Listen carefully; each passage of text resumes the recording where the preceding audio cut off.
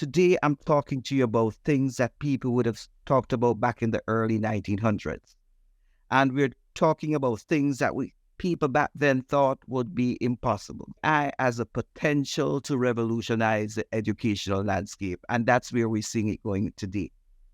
AI technology offers opportunities to personalize learning, data-driven decision, and of course, improve administrative processes. However, without a well-defined framework, I would say that we're in for a problem. So today I want to focus on really putting things in perspective. I want to establish a robust framework that ensures responsible and ethical use of AI while still considering the transformational process or potential of education as it relates to AI. Let us look back in our history. What did we see back in 1946? In 1946, a group of individuals came from a global landscape and they said, we're going to sign the Atomic Energy Act of 1946. It was passed in response to nuclear weapons. The act was designed, as a matter of fact, as a framework for controlling atomic energy in the United States, and of course, it transcended across. In contrast, we see where AI has somewhat moved beyond, where institutions and organizations have allowed it to develop in such a way that developers such as Facebook and other people have been allowed to practice free. The free practice on ourselves and others in our society has allowed many things to happen. It has allowed for our data to be out there. And as a matter of fact, remember a few months ago or weeks ago, I would say, where someone from one of these organizations said, listen, I fear the worst as it relates to, of course, language systems that were in place. The reality is that we have failed to protect individuals. And with this, I would say that the same notion that we can give to problems that were faced in 1946 is the same issues that we're having today, because if we do not address the issues that mentioned, we're going to have some problems. So some individuals are really articulating a few points. They are saying that AI, as a matter of fact, will lead to the detriment of humanity. As a matter of fact, that was April 2023. Stephen Hawking, a scientist, warned that AI could lead to the end of humanity. And of course, death, he said. And that was published again in May 2023. We've seen in COVID, when things got rough, we became creative. We became creative and we created many things that we are using today. So therefore, because we know that cheating has always been around, we have always designed pedagogical good practices that can be deployed whenever. And COVID taught us that we could design assessments that would be relevant. So as we think about a framework for AI, we must consider that AI requires guardrails. You can't have AI without having guardrails. We must firstly address ethical concerns. The lack of oversight will be exploitive in nature and will lead to the manipulation of individuals. If higher education refuses to address ethical concerns, we are indeed in for a big problem. When we talk about misinformation and, of course, disinformation, education without having these guardrails will be problematic. There will be the reproduction of misinformation and, of course, disinformation, which, of course, in the absence of checking quality educational resources, will lead to practically issues of exploitive content. And there will be people, of course, that will say that they have done the research when they have not done it because they have fabricated the evidence. As we pursue knowledge, we realize that the issue of critical thinking is thrown out of the window because individuals are not thinking. If some have access to AI systems and others don't, then we have a problem. The problem is that it will increase existing inequalities and, of course, disparities. And this has serious implications. It has increased the level of disparity right now because some individuals have access to various AI systems while others don't. And of course, it will harness and reproduce the level of inequality already seen in our society. Within these models that they're creating now, we have ability to see that there's discrimination in the system. When we look at technology, has really increased levels of inequality, although they will say, the producers will say no. And if we don't have guardrails in higher education, we stand the risk of doing several other things. We stand the risk of having biased data sets. We stand the risk of having to produce discriminatory algorithms that will, of course, lead to greater inequality. Let me also say that there will be social bias, stereotyping of groups, and of course, the ultimate goal, as you will see and understand, is that it would lead to a level of unfairness that we have never seen before because we have not addressed our framework.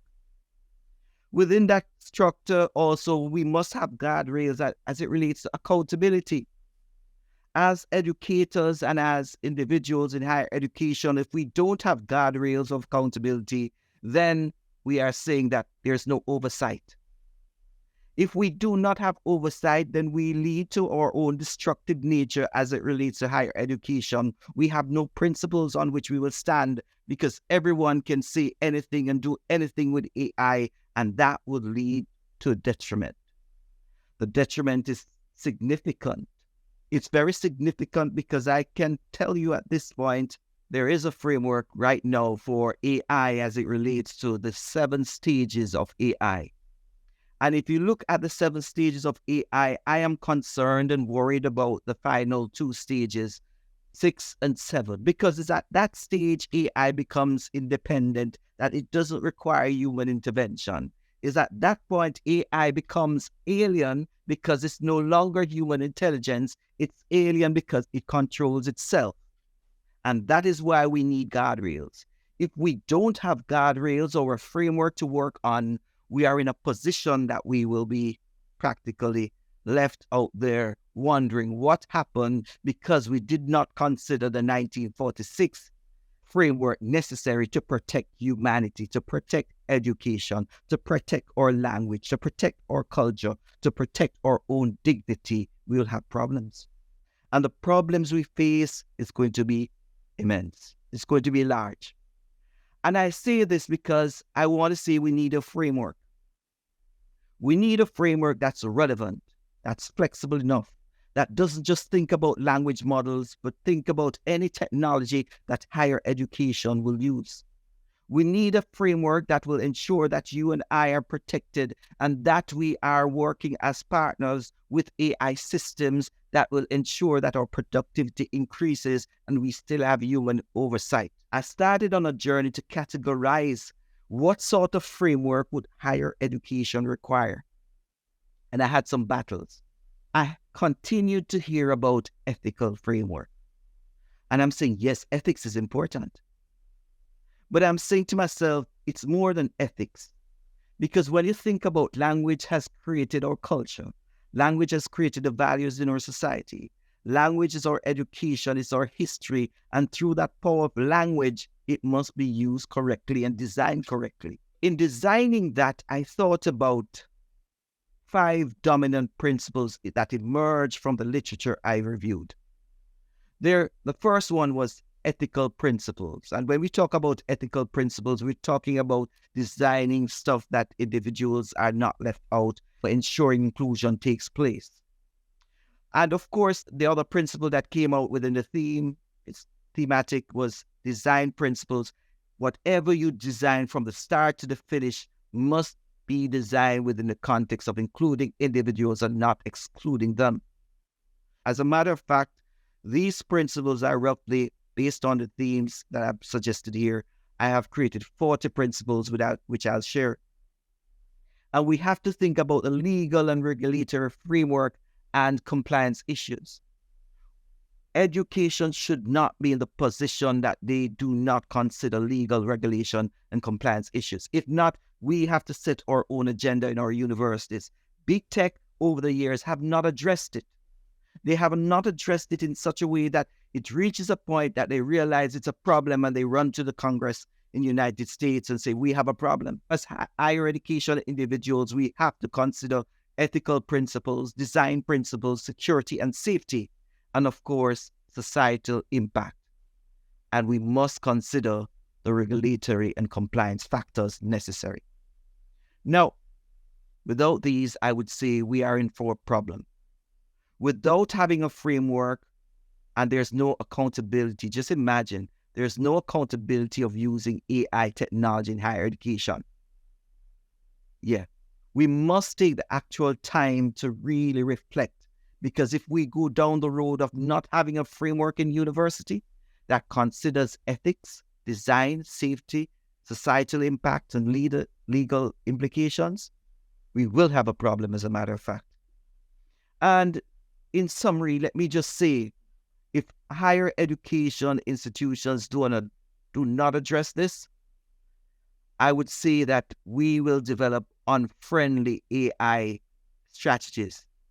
We will violate the privacy of individuals. We will develop systems that are not within the level of integrity that we currently try to achieve. And of course, we will marginalize our society further. And not to mention the lawsuits that we would face based on not addressing ethical issues. And if we fail to develop this sort of framework too, we are going to be in a society that, listen, there's no standard. Hence, we have to consider a framework. I had some questions that I wanted to end with, because reflective questions. How can higher education institutions integrate ethical principles into AI frameworks to ensure responsible development and usage? And that's a big question for me. I'm still pondering it. And what ways can we address the safety concerns as it relates to what's happening with AI within a framework?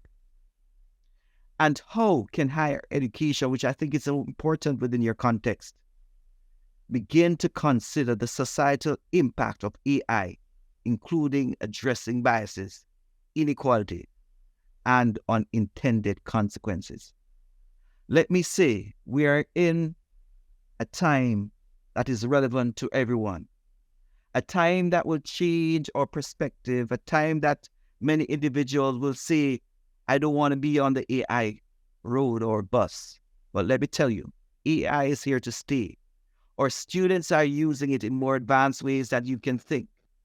We can use it to design, we can use it to do so many things, but as educators too, we have to understand if we use it, our students will use it too, and how to really move forward. Thanks for watching, and I hope you got a lot from it. As a matter of fact, if you would like me to address any conversation with you, drop me a line. If you want me to talk to a set of individuals regarding AI and the future, drop me a line. Just anything about AI at this point, I am all yours for having a conversation, a lecture, or a session, because I'm a critical thinker on AI and I think it's so important to address these issues. Thanks for joining me, and remember, subscribe to my channel.